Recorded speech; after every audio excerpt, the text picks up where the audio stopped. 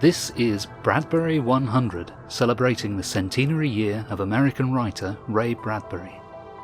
I'm Phil Nichols of bradburymedia.co.uk. Each week on the podcast we look at some aspect of Bradbury's life and work and interview somebody who is inspired by Ray.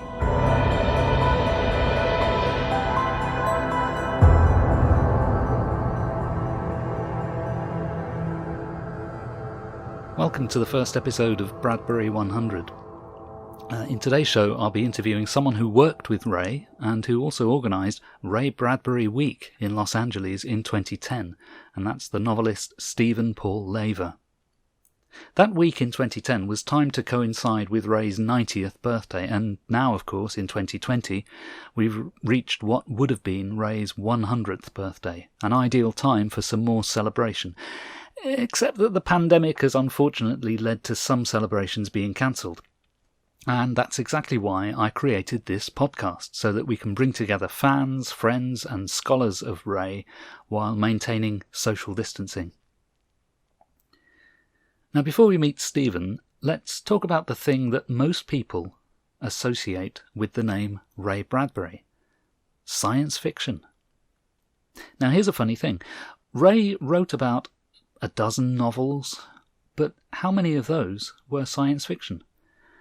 At a stretch, I would say 2. He also published 30 or so short story collections, but only one of those is science fiction throughout, The Illustrated Man. All the rest could be classed as fantasy or horror or autobiographical fiction or just plain old fiction. So why do people call him a science fiction writer?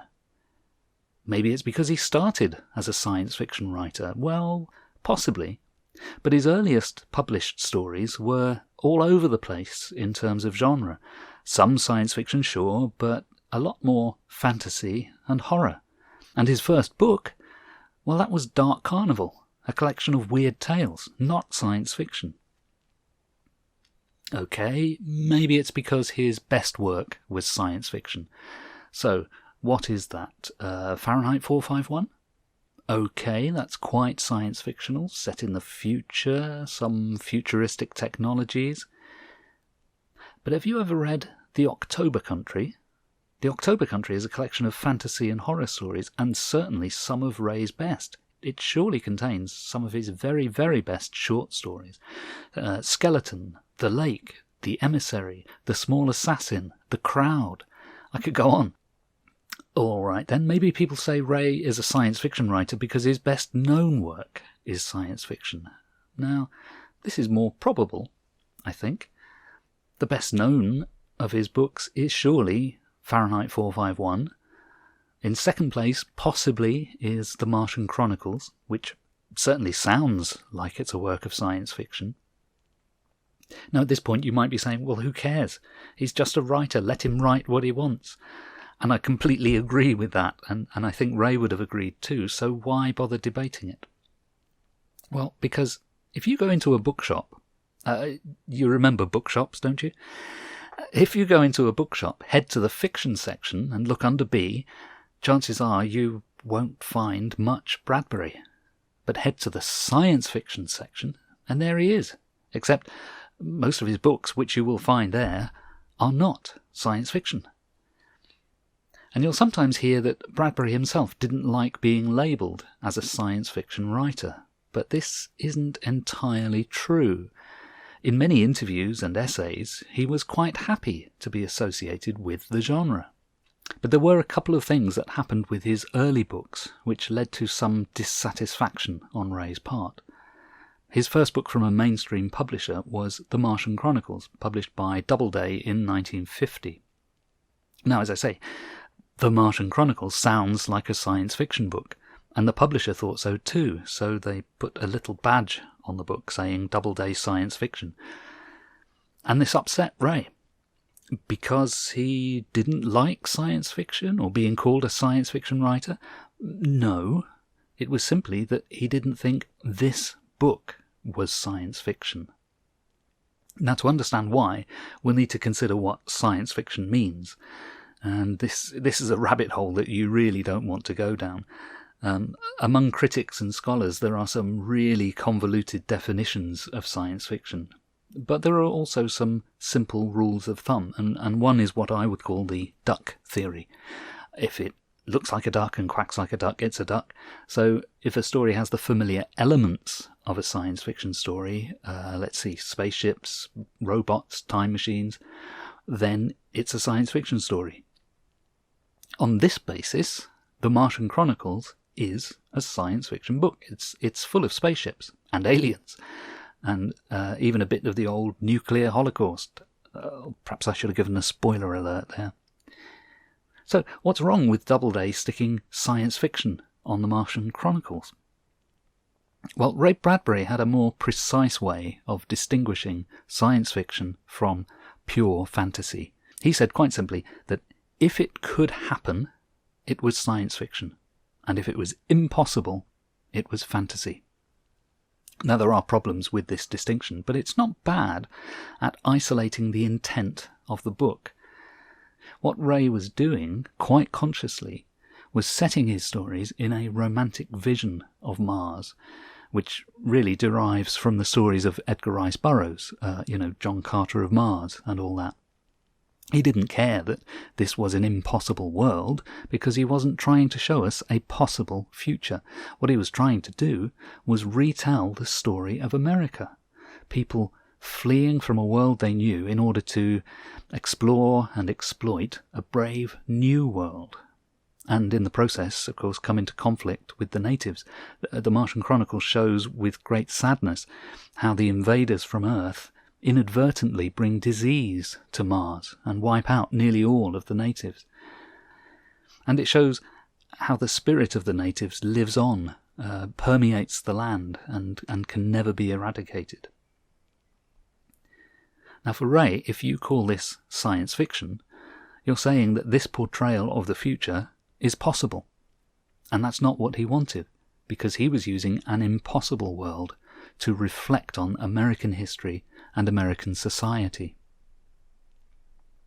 Where you will find science fiction that meets Ray's own definition is in The Illustrated Man, the short story collection, where there are cautionary tales about the future, such as The Veldt, which is all about a kind of virtual reality or holodeck world. And Ray considered Fahrenheit 451 to be his only science fiction novel.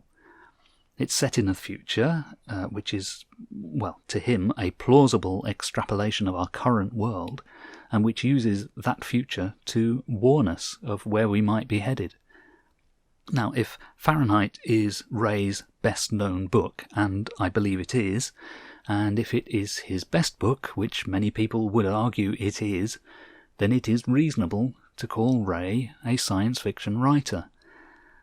But if you're going to introduce someone to Ray Bradbury's fiction, don't tell them he writes science fiction.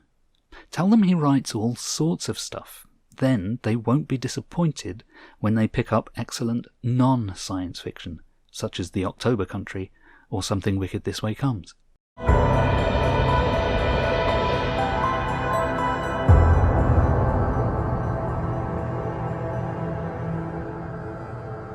Now, I hope that wasn't too much of a rant. If you want more of this sort of discussion, head to my website, bradburymedia.co.uk, where I do this sort of thing all the time. Now it's time to meet my first guest on Bradbury 100, Steven Paul Leiva. He's a novelist who once worked in the field of animation. One of his many film projects brought him to working with Ray, and that was Little Nemo in Slumberland, based on the classic comic strip by Winsor McCay. I'll apologise in advance for some occasional drops in sound quality. Let's just blame it on the dodgy internet. I'm in England, you see, and Steve is in California.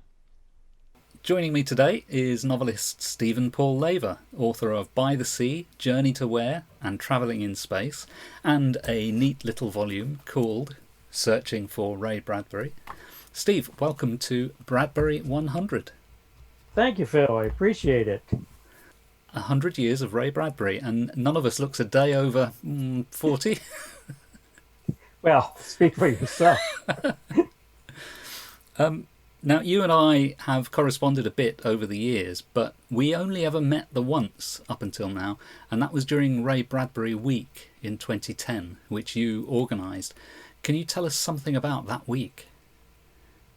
Well, it was his 90th birthday, obviously. Mm-hmm. And what had happened, I need to backstory it a little bit a year. I think it was 2009. Mm-hmm. And it was Norman Corwin's 99th birthday. Right. Now, you guys may not have heard of Norman Corwin, but he was a great producer and director of radio drama in America during the 40s, maybe 30s and 40s, and went on and was a good friend of Ray's, and it was his 99th birthday. So they put on a staged reading of Ray's radio version of Leviathan 99, right, that Norman at 99 directed. Yeah. And in the cast was William Shatner and Walter Koenig from Star Trek, and others who I can't remember. I'm so sorry about that. But it was a lovely evening. Both Norman and Ray gave speeches, and afterwards there was a reception. This was at the Writers Guild Theater in Beverly Hills, and afterwards in the big lobby area there was a reception, and everybody was talking. And of course, a lot of people went up to Ray, but there was a moment, and at this time he was in a wheelchair. At the moment, for a moment there, he was sitting all alone at a table, and he looked forlorn. I don't think he was, but it struck me, and I looked at him, and I was, I went over to talk to him, but that image stuck with me, and I realized that the next year would be Ray's 90th, and I said, "There's no way in hell I'm going to let his birthday go by without some big celebrations here in Los Angeles." And so I started working on the idea of having the city honor him. And I got in touch with Eric Garcetti, now our mayor, at that time the president of the city council, LA City Council, and basically was asking, "Do you think we can do something in 2010 for Ray?" And they got back to me and said, "Yes, but contact us after the first of the year, get over the Christmas holidays and all that." Because I think the Corwin's birthday may have been in September. In any case, when I got a hold of them, the recession had really hit hard. The city had no money. But I got a hold of them anyway, and I said, "Look, I know the budget's tight in the city, but you can at least do what cities always do, which is to declare a day, so-and-so's day." And I said, "Ray Bradbury's too big for a day. I'd like a month, but I'll take a week." And so Eric's people checked with Eric and then got back to me and said, "You got your week." And then I said, "Oh, what the hell? I've got a week. What am I going to do?" And I started organizing events. Now, I did this not really to pat myself on the back, but I did this basically all by myself, essentially because I hate committees, and I wasn't going to involve anybody else, but I involved institutions and let them take the ball for their things. So we did a number of things. One, City Council had a big ceremony declaring it Ray Bradbury Week. Ray was there. Speakers spoke on his behalf.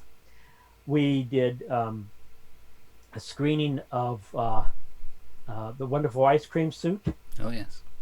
With Joe Mantegna and the director, Student Gordon, and Ray in a panel that I moderated. That was at the Great Central Library of Los Angeles in downtown LA. I directed a stage reading of his one-act play, The Better Part of Wisdom, and had in my cast James Cromwell from Babe and that great film noir, LA Confidential, and Seamus Dever. I don't know if you got the TV series Castle over there. Yes. He was the Irish cop that was part of the team. Yeah. And a young actor named Nev Kanata, and it was wonderful. Ray was there. We screened Fahrenheit 451, sponsored by Hugh Hefner and the Playboy Foundation, and we had Hugh Hefner and Ray on stage talking together, moderated by Jeff Boucher, who at the time was the head of Hero Complex of the LA Times, which was sort of the geek section of their and the nerd section of their website, and a few other things. We did some of his TV things at the Paley Center for Television. And so I organized this, and of course I talked to Ray about it, and I talked to his daughters, especially Z Bradbury, who kind of ran his affairs. And he said he loved it, but the family has to ask you one thing. You cannot inform people that Ray will definitely be at these because he can get very tired and then decide not to go. So I made it clear in all the publicity, Mr. Bradbury hopes to attend everything, but it's subject to availability. Well, he came to almost everything, and got very, very tired that week. But he had a grand time. He saw how much the city loves him. He saw how much his fans love him, and he was, he was in seventh heaven. He really enjoyed himself, and we had a great time. And at the Wonderful Ice Cream Suit, we had a little ice cream social just before because, that was his favorite food, ice cream. That's fantastic. That was an incredibly busy week. I was there for a very brief period. In fact, I was there for his 90th birthday party, which was held in a bookshop in Glendale. Glendale. That's it, yeah. We went up and looked at all the signatures on the walls. You and I were together doing that. Yes. Oh, that's very well remembered of you. Yeah, unfortunately closed now. It's laid vacant for a long, long time. I wrote about it in Huffington Post as Ray Bradbury's favorite bookstore because at that time it was. And Malcolm and Christine, who ran the store, who would be lovely guests on this podcast, by the way, were dear, dear friends of Ray's besides being booksellers. What I found, I spent a very brief time with him, I think on about 3 occasions over the weekend that I was there. And I found that although, yes, he was tired, he was really dedicated to seeing his fans. He didn't want to let them down. He loved seeing the fans. He loved talking to them, and almost everyone would come up and say, your books are my favorite. They changed my life. They would say, I've never read anything like it. And his answer would always be, you have very good taste. and people loved it, absolutely loved it. Yeah. So that was his birthday party. If you had to sort of pick one event from that week, is there anyone that really stands out for you? Would be the staged reading I did of Better Part of Wisdom, which is, as a short story, it's part of his Irish stories. Yeah. And it was important because when I used to direct at the Writers Guild, and I was a member of the Writers Guild at the time, we do these staged readings, and I really staged them. I would block them. They would still be on book when they did it. But I went to Ray and I said, the Writers Guild would like to do one of your short plays or your plays. Which one would you want? He immediately said Better Part of Wisdom. So I said, great. And I had not read it yet. I immediately read he was going to send me the play script, but I immediately read the short story. And I'm sure are well aware that it's basically about love. It's basically has a homosexual theme, but the upshot of it was it doesn't matter who you love. It's that you love, I suppose. It is I don't want to say sweet. It's just a wonderful play. Yeah. And the grandson is living in London with his mate, his lover, or whatever. And it's just a wonderful short play. And with James Cromwell playing the grandfather was just absolutely incredible. And he and Seamus both do wonderful Irish accents. And then Jeff, the other actor, is an American actor, but he did a perfect kind of London upper class, but not phony accent. They were all wonderful. And Ray told them just before we went on, he said, this is the first time the play's ever been staged. We dropped. Now, I think that was true. I don't think that was true. I found out that from other people that the play has been staged before. But it didn't matter at that time. It just made us feel all the more. And then Ray had a great time afterwards because James Cromwell was the son of the great Hollywood director John Cromwell. Right. And Ray was a huge fan of his films. So they talked a lot about his father. I wish I'd been able to see that. There's so many things that took place during that week that I wish I'd been able to see. But I have a Ray Bradbury Week Facebook page. It's just Ray Bradbury Week. You can get on it with no problem. There are videos there. Now we have the video of the ceremony at the LA City Council Hall. We have he and Hugh Hefner that whole evening. And then for the play, we just have some select scenes because I promised I couldn't do the whole play. The agents wouldn't have given me the right to do that anyway. And it's amateurish in the sense that a friend of mine just captured it from the audience. Yeah.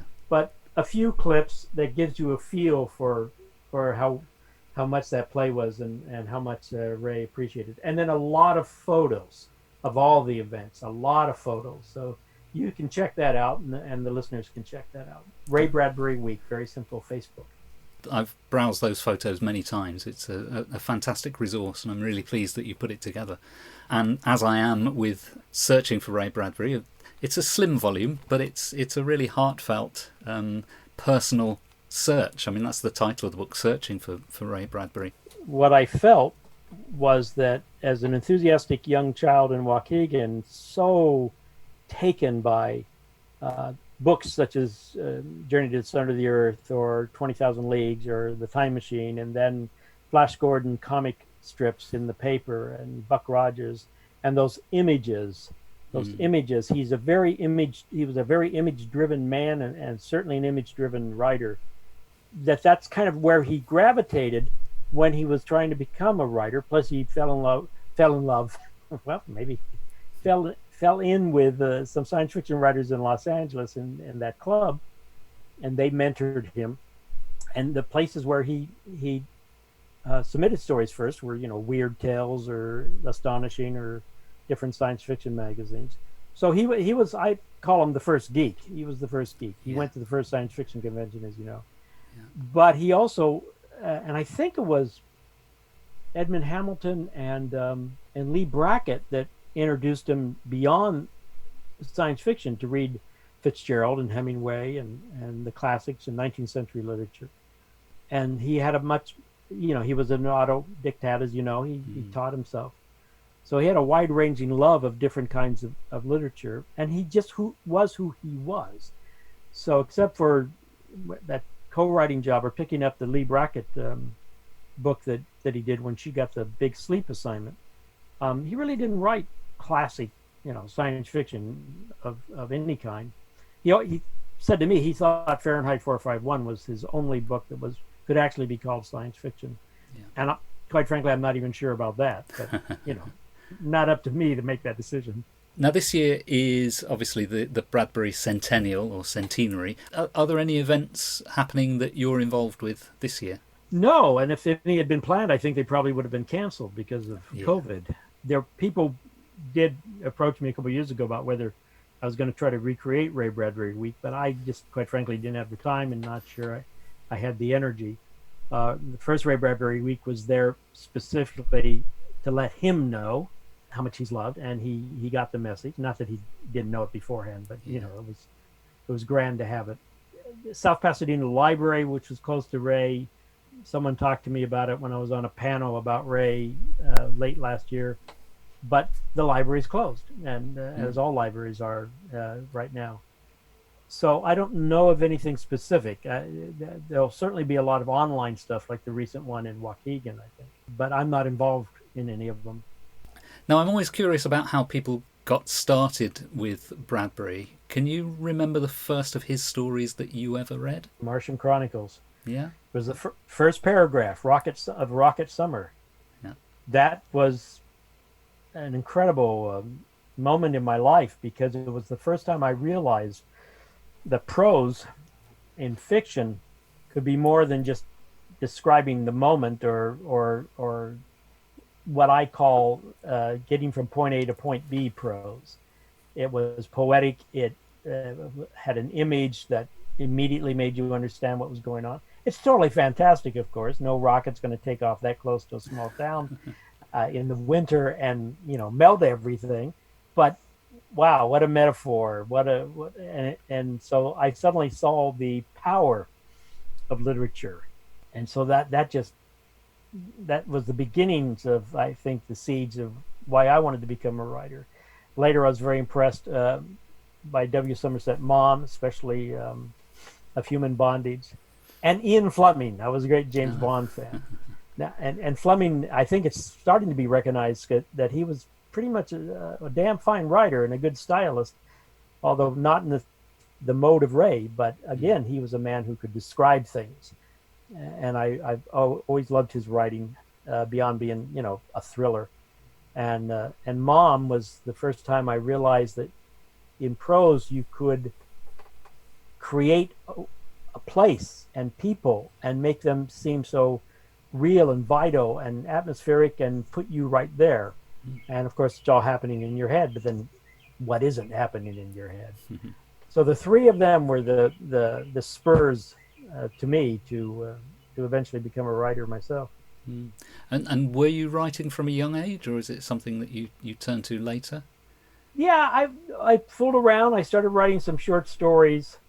The other major thing that saved me is in my sophomore year in high school, I joined the drama club, and eventually took drama in high school, and that opened me up to the world of literature as well, and Arthur Miller and Tennessee Williams.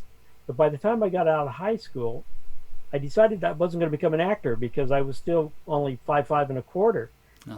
And I always thought actors had to be 6 foot.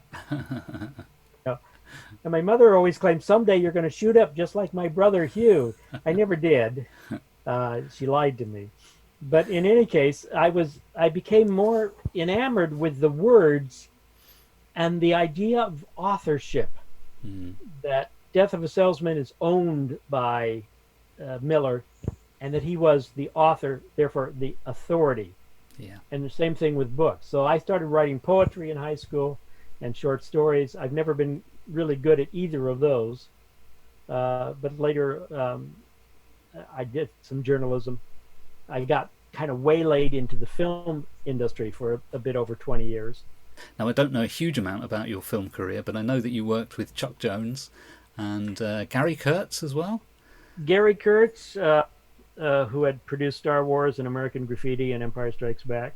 Am I right in thinking that it was Little Nemo in Slumberland that brought you and Bradbury and Gary Kurtz together? And am I right in thinking that the animation work on that film was done in Japan? He's approached by the Japanese. He decides he wants to do Nemo. They mentioned Bradbury. He was a fan and a friend of Bradbury's who said yes. And so Bradbury was on that film, and we worked for a year during development on that together. That film was eventually made, wasn't it? But it wasn't really Ray's script anymore by the time it was made. It got very confusing because I was the head of the American team, and I gathered all the American animators. It was a co-production. Young animators that I found that I thought had real talent, one being Roger Allers, who later went on to co-direct and write The Lion King. Oh, yes.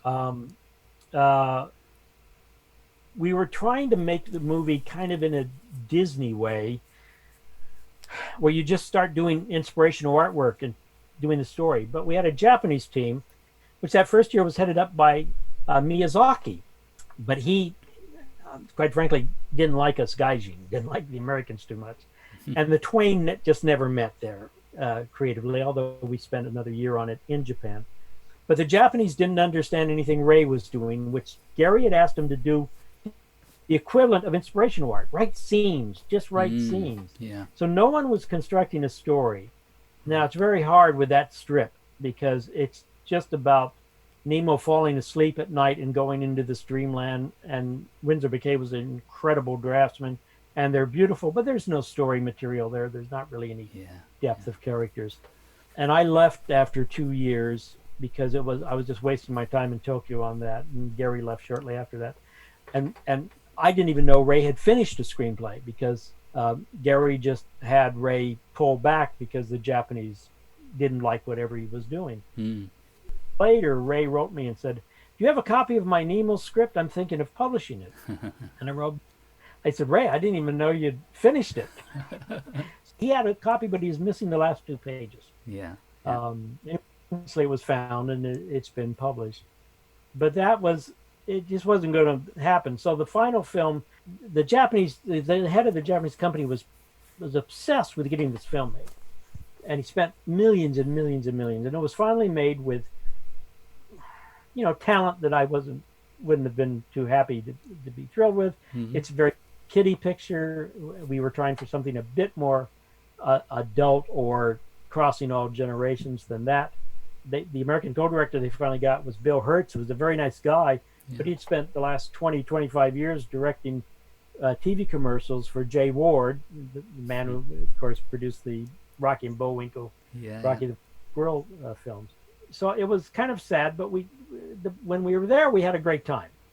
And Ray used to come. We had offices in Hollywood, and Ray would come in to meet with all the animators just to kick over ideas.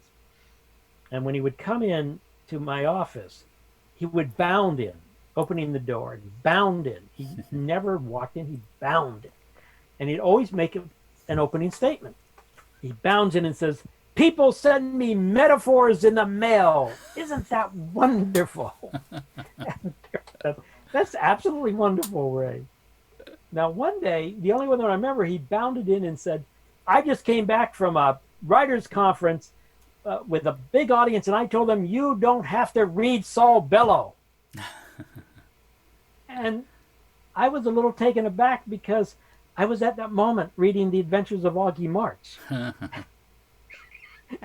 well, what am I supposed to do? But, I continued to read the book because I like Saul Bellow. So, but he was always just this font of gregariousness, enthusiasm. He loved, as you know, he loved illustration. Yeah. He was particularly smitten with one of our American inspirational artists, Chris, and I can't remember his last name, but he later did a book with Ray with the same kind of artwork, the Ahmed. Oh, Ahmed and the Oblivion Machines. Yeah, that's it. Unfortunately, in my Hollywood career, I worked on projects that never got finished. At one point, I was partnered with Gary after that on a project that I created the idea, and we sold it at one point. Mm-hmm. Then we got involved with Richard Zanuck and Richard Fleischer, who was the son of Max Fleischer. Yeah. We're going to do an animated Betty Boop feature. Oh, wow. At MGM. And so we developed the script. It was written by my partner at the time and developed by all of us, obviously, the way you do. We sold it to Alan Ladd Jr. at MGM. Yeah. And we have a meeting about it finally. And he read the script, and he didn't understand animation, and he didn't quite know what to do. And besides Richard Zanuck, the other producer was his wife, Lily Finney Zanuck, who had kind of a voice like this. And we're having a big meeting in Ladd's office at MGM, and he said, "Well, I've read it, guys, what do you want me to do?" And I just pop up and I said, "Greenlight it." And Dick Zanuck, the shock on his face, no one ever says that, but his wife Lily goes, "Yes, Laddie, greenlight it." So Ladd decided, I think my partner said, keep us going enough to do a show reel. The whole film in storyboard, we'll match the voice, we'll put the voices in there, we'll put some music soundtrack, and then you'll be able to see what the film is. So Ladd approved that, and I called it a chartreuse light, and we started doing that, and we had hired Bernadette Peters to be Betty Boop. She had a father. It wasn't the Pops or whatever that was in the old Betty Boop cartoons. Right. And it was a lovely story of her how she got to Hollywood and became a star from bottom. And it was great. It was a good screenplay. 3 months into it, we spent $1 million, and Alan Ladd gets fired from MGM, and the new guy cancels the film. Oh. I had a whole studio set up. We had to shut everything down, and that was the end of it. But about a year later, I got... that's when I wrote my first novel to be published. I wrote right after the Betty Boop. About a year later, we got picked up to produce the animation for Space Jam. Right. Now that's one that people will have heard of. Well, no other animation studio in Hollywood wanted to touch it. Really? This was the time when animation was hot in Hollywood. Yeah. So animators were not a dime a dozen anymore, where they had been maybe 10 years before. And none of the studios wanted to do it. And the problem was, Michael Jordan, as you know, was the lead, the flesh and blood lead. He was a big basketball star. Yeah. And he had a small window of opportunity for the filming because he had to go back to play basketball. Mm-hmm. And Ivan Reitman was the executive producer and really, the man really in charge. He had done Ghostbusters and what have you. Mm-hmm. And he finally brought us into his office, and he said, "Do you know how we can get this produced? Because I have no idea. Warner Brothers says they can." It was the Warner Brothers film. they're too busy making this Camelot film and their TV division. We got some of their people over here, but I just don't trust them. Blah blah blah, whatever. And we had set up a certain system on Betty Boop, which used studios from around the world as sort of units. Now at Disney, you had units, animation units. You were under one roof. Well, you couldn't do that because there wasn't enough animators in Los Angeles anymore. So the guy we had who was directing Betty Boop, my partner and I were producing, came up with the idea that there were these small animation studios, especially in Europe, that was almost always led by a master animator, a real talent. Yeah. You make them a unit, you make that person your directing animator, and you get them involved from day one. And that's what we were starting to do with Betty Boop. Well, that got canceled. So I just said to Ivan, yeah, I know how to do that. And so we got hired, and I set up an ad hoc animation studio international in 3 days. Wow. It took longer to negotiate contracts. But so we had 2 studios in London. Yeah. We had a studio in Ohio, eventually Canadian studios and a studio in Texas, and possibly a French studio. I can't remember. My partner and I left after 18 months on it because we had this other deal at MGM that we were hoping to do, and that got canceled. Oh. So anyway, after Space Jam, I said I'm going to go do what I really want to do, which is write novels, and that's what I've done ever since. Was that partly because you could feel more of a sense of accomplishment because you were in control of everything? Oh yeah, absolutely. I mean, I had been writing all along the time in Hollywood. I'd finished one novel that has never been published. I may do that if I go back and look at it and think it's worth it. I wrote a play called Made on the Moon, which I have now novelized, and it's available as a novella. And that play, in fact, premiered at the Edinburgh Fringe Festival in '96, the year Jam came out. Yeah. So I was always writing. And in fact, during Betty Boop in the morning, I started writing the novel that later became Traveling in Space and has been published. And that's been my most successful novel. And in between Betty Boop going down and starting Space Jam, we got the call from Ivan Reitman's office. I wrote a book called Blood is Pretty, which is a satiric Hollywood thriller. So it's satiric about Hollywood. It's also a thriller. It also, my love of James Bond is wrapped up into it. And then after Space Jam, I wrote a sequel called Hollywood is an All-Volunteer Army. But the hero is a guy called the Fixer with 2 X's. Yes. He has no other name. He's just known as the Fixer. Yeah. And he fixes the problems of people in Hollywood, especially the more desperate, horrible problems. Are you familiar with Ray's book, Graveyard for Lunatics? Absolutely. Graveyard for Lunatics always struck me as Ray's revenge on Hollywood. Was Graveyard the second one? Yes, it's the second one. That is a bit of revenge. Now, Ray once told me, he said, the great thing about writing is you can kill your enemy. God knows I did that in my 2 Fixer novels. Well, what's the first of the mysteries? That is Death is a Lonely Business. That book, which I read within the last 2 years, I think. I read the second one first. It has the most incredible tone, feeling, atmosphere, something about it. I can't put my finger on it, but I just thought it's an amazing book. I truly recommend that to all the listeners. And eventually, third one, I think, is Why Don't We Kill Constance or something like that. Yeah. I have to get to yet. Yeah. But that first one, it just, there's something, and it's so much about the young Ray as he was just starting out as a writer. Now, whether it's an accurate portrait, I don't know, but it's certainly probably accurate as to his memory and feelings of those days. It is very atmospheric, and it was in a way, it was his comeback work, because most people had considered that Bradbury was finished by about 1980, and then I think in 85 is when Death is a Lonely Business comes out, and it's a completely fresh work. You can see the old Bradbury is in there, but it's a very fresh take on his subject, so it's like a comeback. It's fantastic. If you were stuck on a desert island and you could only have one piece of Bradbury writing with you, what would you choose? It would have to be Martian Chronicles. Mm-hmm. Not only because of what it meant to me when I first read it, but the different stories, the different tones, which come from the fact that, of course, they were never meant necessarily to be grouped. But there's so many surprises there, such as the story of the man who's realized everybody has left Mars and he's all alone and the telephone rings. Yeah. And there's a woman at the other end, and he thought, oh, it was like, oh, it's going to be Adam and Eve on Mars. Mm-hmm. And when they finally meet, she's a totally disgusting person.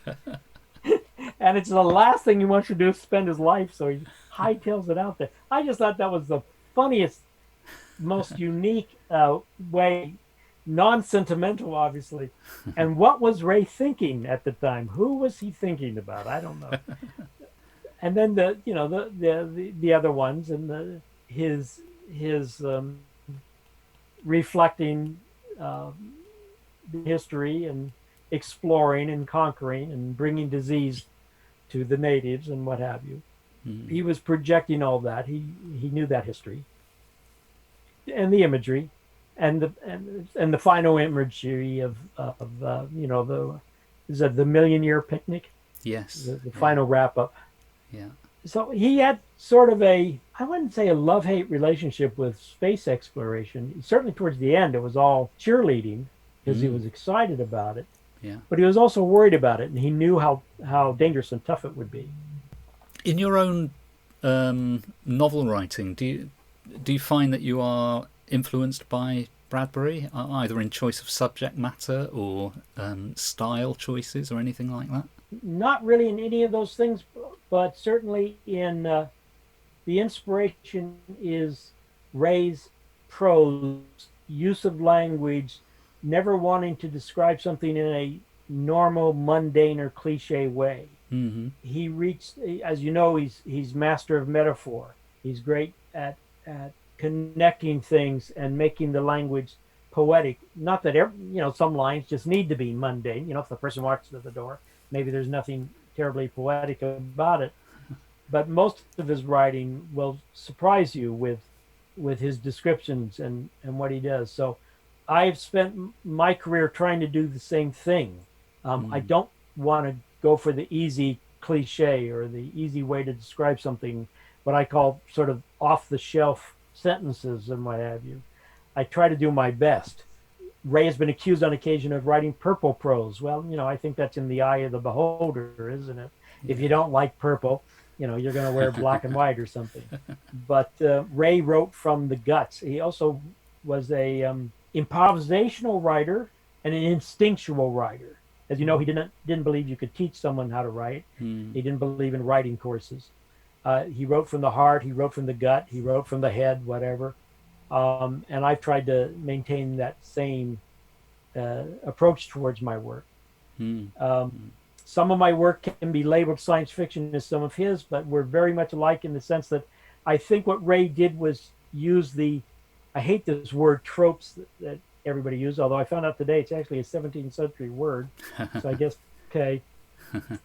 But the tropes or the mezzoscene or the landscapes and props of science fiction that I think both he and I fell in love with almost more through the images.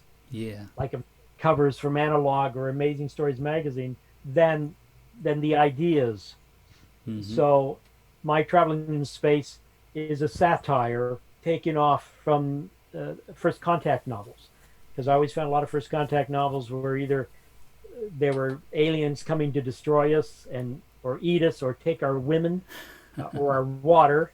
They never take our men. I don't know if you've noticed that. Or there are aliens that come down to uplift us into angelhood and make us better. My First Contact novel is written from the point of view of the aliens who stumble upon Earth, which is surprising in and of itself. But more surprising is they were of the opinion that they were the only life in the universe. Right. And then they find this other planet with life on it. So they have to stop and explore, because it's a ship of scientists. It's a ship of knowledge farmers. They are not warriors by any stretch of the imagination. Mm-hmm. They need to know, they need to find out things. So at this point, what they have to find out is who are these people and what's their life like. So I call it 21st century Gulliver's Travels, and we are the Lilliputians. Yeah. We're nearly out of time, so just as one last question, if our listeners would like to find out more about your work, where would be a good place for them to look? I'm definitely on Facebook, and I have a blog, The Emotional Rationalist, .blogspot.com. But if you Google my three names, Steven Paul Leiva, Leiva, Google will tell you how to get to all those things, plus videos of me reading from my work and interviews I've done in the past. Steve, thank you tremendously for joining me today. Thank you very much. My thanks to Steven Paul Leiva for joining me today. I'll put links to Steve's blog and to his Ray Bradbury Week Facebook page on my own website, which is bradburymedia.co.uk. And please join me next week for another episode of Bradbury 100, where I'll be joined by Jason Aukerman, the Managing Director of the Centre for Ray Bradbury Studies.